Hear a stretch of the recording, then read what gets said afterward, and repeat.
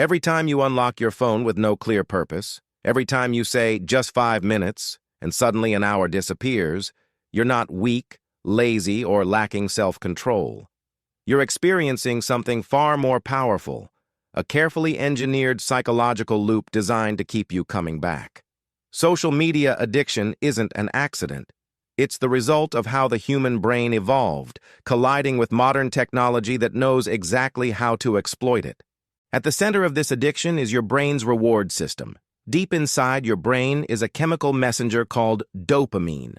Dopamine isn't the chemical of happiness, as many people think. It's the chemical of anticipation. It's what motivates you to seek rewards, not what makes you enjoy them. Thousands of years ago, dopamine helped humans survive by pushing them to search for food, explore new environments, and form social bonds. Today, social media hijacks that same system. Every notification, like, comment, or new post acts as a potential reward. The key word is potential. Your brain doesn't get addicted to rewards that are predictable. It gets addicted to rewards that are uncertain.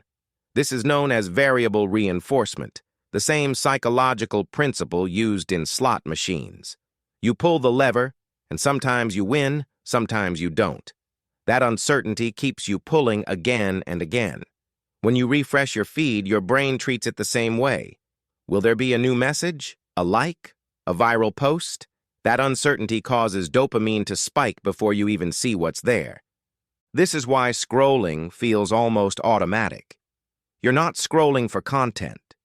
You're scrolling for the possibility of something rewarding. And because the reward is unpredictable, your brain never feels satisfied. Even when you find something interesting, the pleasure is brief. Dopamine quickly drops, pushing you to keep scrolling in search of the next hit.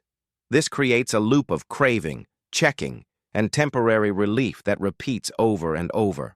Another powerful psychological driver is social validation. Humans are social creatures. For most of human history, acceptance by the group meant survival. Rejection could mean isolation, danger, or death. That ancient wiring still exists in your brain. Likes, shares, and comments act as modern signals of social approval. When people engage with your content, your brain interprets it as acceptance. When they don't, it can feel like rejection, even if you logically know it shouldn't matter. This is why posting something and waiting for likes can feel emotionally intense. Each notification becomes a mini judgment of your worth. A surge of likes can create a rush of excitement and confidence. A lack of engagement can trigger anxiety, self-doubt, or even sadness. Over time, your self-esteem can quietly become tied to metrics you don't consciously think about, but deeply feel. Social comparison adds another layer to the addiction. On social media, people don't post their real lives. They post highlights, victories, perfect angles, and carefully curated moments. Your brain, however, doesn't process this as a highlight reel. It processes it as reality. When you constantly compare your behind-the-scenes life to everyone else's best moments, it creates a distorted perception of normal life. Psychologically, this leads to upward social comparison, where you compare yourself to people who appear more successful, happier, or more attractive. This comparison can lower self-esteem and increase anxiety, but paradoxically, it also keeps you engaged. Your brain believes that staying connected might help you improve, belong, or catch up. So even when social media makes you feel worse, it still feels hard to leave. Fear of missing out, or FOMO, is another powerful hook. Your brain hates incomplete information. It wants closure. When you see trends, viral moments, breaking news, or stories that disappear after 24 hours, your brain perceives a threat of exclusion. You might miss something important. You might fall behind socially. You might lose relevance. This perceived threat activates anxiety, pushing you to check your phone repeatedly, even when nothing meaningful is happening. Over time, this constant checking changes how your brain functions. Attention becomes fragmented. Your brain adapts to rapid bursts of information, making it harder to focus on slow, deep tasks. Reading a book, Watching a long video or having an uninterrupted conversation can start to feel uncomfortable. Silence feels strange. Stillness feels boring. Your brain begins to crave stimulation at all times. This is not a failure of discipline. It's neural adaptation. The brain is plastic, meaning it reshapes itself based on repeated behaviors. If you constantly feed it short, fast, emotionally charged content, it becomes optimized for that environment. The problem is that real life doesn't operate at the speed of a feed. As a result, everyday experiences can start to feel dull by comparison. Another hidden factor is emotional regulation. Many people don't use social media because they're happy. They use it because they're bored, lonely, stressed, anxious, or uncomfortable. Scrolling becomes a coping mechanism, a way to numb difficult emotions without addressing them. The moment you feel bored or uneasy, your brain learns that relief is just one swipe away. This avoidance strengthens the habit. Instead of learning how to sit with discomfort, process emotions, or find meaningful engagement, your brain chooses the fastest escape. Over time, your tolerance for boredom and emotional discomfort decreases.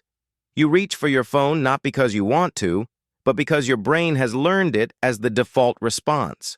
Social media also plays with your sense of identity. Your profile becomes a version of you that's constantly being evaluated. You start thinking about how moments will look online instead of how they feel in real life. Experiences become content. Life becomes performance. This subtle shift can disconnect you from the present moment and increase anxiety about how you're perceived. The most dangerous part of social media addiction is that it's socially acceptable. Unlike substance addiction, it's encouraged, normalized, and even rewarded. You're expected to be online, responsive, and visible. This makes it harder to recognize when usage becomes unhealthy. Because everyone else is doing it, the behavior feels normal, even when it's harming your mental well-being. Breaking free doesn't mean quitting social media entirely. It means understanding the psychology behind it so you can regain control. Awareness weakens the loop. When you recognize that your urge to check your phone is driven by dopamine anticipation, social validation, and fear of missing out, the behavior becomes less automatic. Real control begins when you create space between the urge and the action.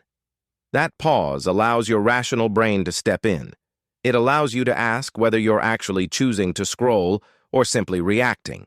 Over time, small changes like turning off notifications, setting intentional usage times, and replacing scrolling with meaningful activities can rewire your brain. Your brain isn't broken.